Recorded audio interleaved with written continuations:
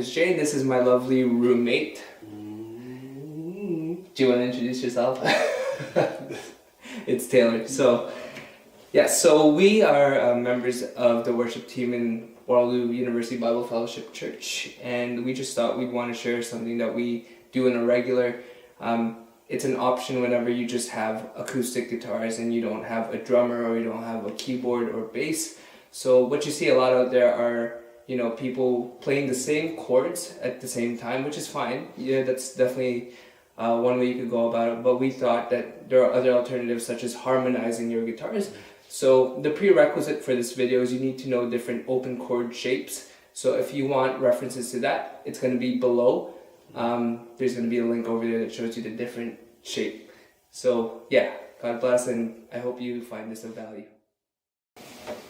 Okay, so what we're going to have Taylor do over here is a basic 6-4-1-5 progression in the key of G. So that's for people who don't use Nashville numerics. That's an E minor, a C major, G, and then a D. So we're just going to have him play a rhythm. And what I want you guys to imagine is you're the second guitarist. You already have a primary guitarist who's going to be driving the rhythm, so you want to be able to play accompany so that it's not redundant. So let's first show you what it's like if two guitars are playing the same thing. So Taylor, can you play for us a 6-4-1-5?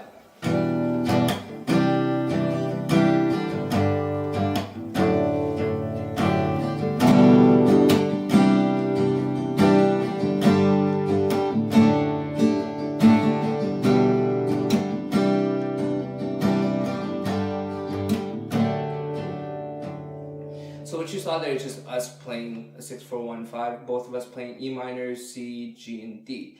Like I said, you're going to need to know open chord shapes for this.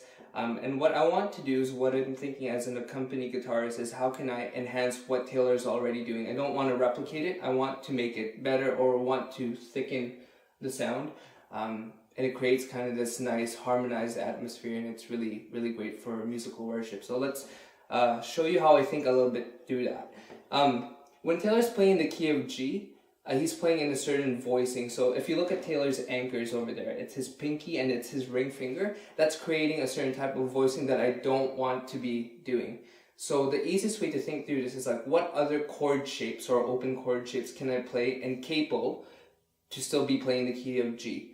If you look at my tutorial below, you will see that the D shape works really good in a capo 5 situation. So how do I get to the key of G? Well, if I'm playing in the key of D, if I capo it, it'll be D sharp, then you have E, then you have F, you have F sharp, and this brings me back to where Taylor's playing. So you have the key of G. And let's tinker a little bit with what that sounds like. Play that 6-4-1-5 again. So I'm going to play a 6-4-1-5 as well.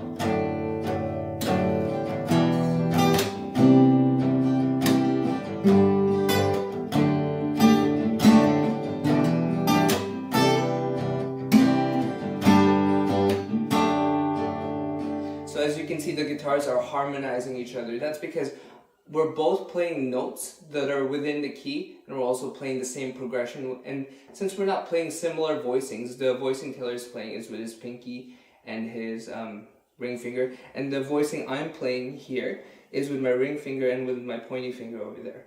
So if you just play your voicing, and I play my voicing, right? And you can hear how they kind of harmonize each other. So play that again. And so you can hear how that kind of sounds like. So this is a good alternative for you guys out there who are playing dual acoustic guitars. It's really helpful. I would suggest learn as many open chord shapes as you can, because if someone's playing in a certain key, if you play in a different chord shape and use your capo to match their key, you're going to create that harmony. So let's show you a different harmony. Taylor's going to be playing a 1 and 4 in the key of D.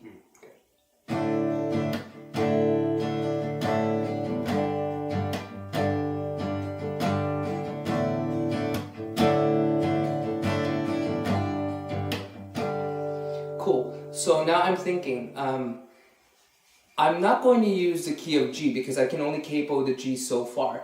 I'm going to run out of room here. If I try to use a G shape, I'm going to have like A flat, A, B flat, B, C, C sharp, and then I'm really straining for that for that D shape. So that's not what I'm going to do because it's going to sound a little bit too strained on your acoustic. Instead, what I'm going to do, and this is where it's really helpful to know as many open chord shapes as possible, I'm actually going to use the C shape. And then if I use a capo, that brings me to C sharp, and that brings me to D. See, only two frets, or I guess 2 keys. And then that brings me back to the D shape. So let's hear what that sounds like. Play that same progression. He's playing the 1 and 4.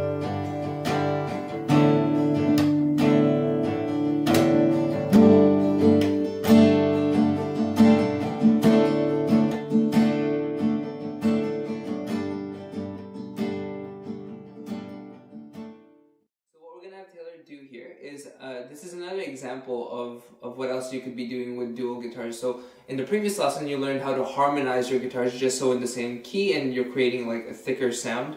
In this case what we'll be doing is what you can do rhythmically. So what we're going to have Taylor do is groove on a 6-3-2 progression. So in G that's an E minor, B minor, A minor.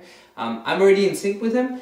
I'm going to be using the D shape capo 5 which equals G, so we're both already harmonized. But the point of this lesson is essentially if Taylor is playing like a grooving rhythm, what can I be doing? So what I'm going to show you is how I can be using pick patterns.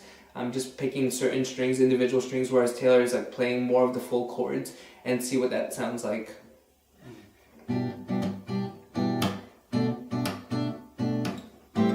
So he's grooving, and I'm thinking what I should be playing. I'll just use single strings.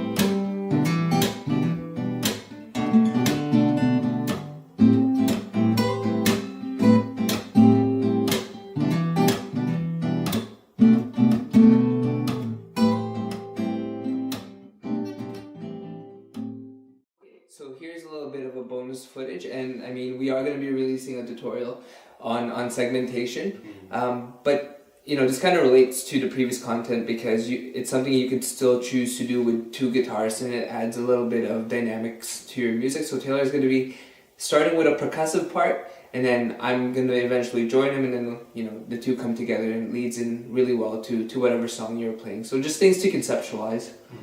All right.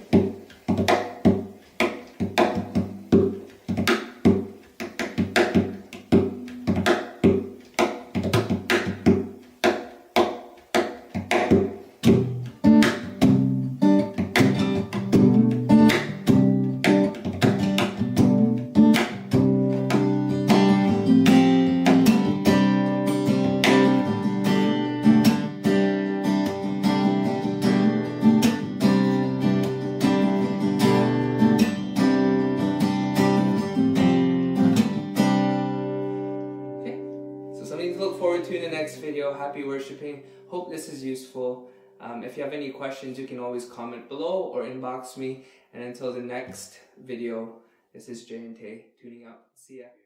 Well, actually, I'm going to have to introduce it. But I'm all grooving, my man. I'm ready to go.